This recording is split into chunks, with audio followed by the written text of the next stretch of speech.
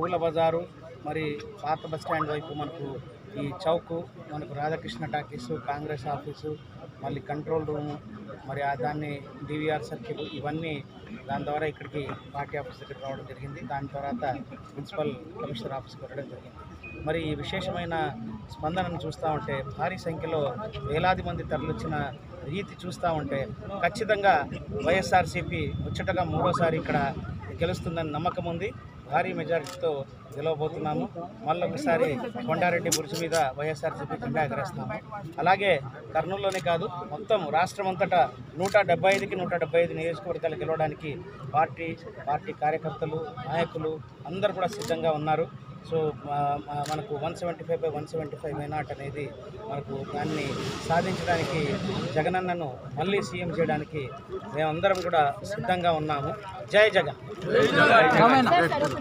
జగన్మోహన్ రెడ్డి గారి దయ వల్ల ఆయనకు నాకు ఎంపీగా పోటీ చేసే అవకాశం ఇచ్చినందుకు ఆయనకు పాదాభివందనం చేస్తూ ఇవాళ నేను ఎంపీగా నామినేషన్ వేయటం జరిగింది. చాలా ప్రశాంతంగా అన్ని వివరాలతో నామినేషన్ వేసినాం. అన్ని నియోజకవర్గాలు తిరిగినాను. అన్ని నియోజకవర్గాలలో నామినేషన్ కార్యక్రమాలకు అటెండ్ అయినాను. ఎక్కడ చూసినా బ్రహ్మాండమైనటువంటి స్పందన ఉంది.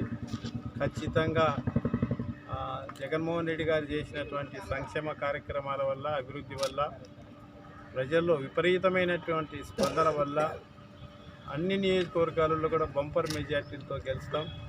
ఎంపీగా నేను కూడా, ఎందుకంటే అతి సామాన్యమైనటువంటి వ్యక్తిని, ఆయన నాకు ఎంపీగా అవకాశం ఇవ్వడమే నాకు గొప్ప వరం, అది ఒక పెద్ద వరము.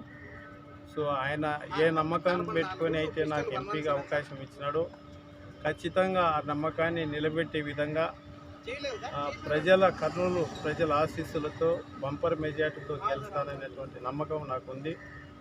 తర్వాత కూడా కర్నూలు జిల్లా సమస్యలన్నిటిపైన కూడా పూర్తి అవగాహన ఉంది.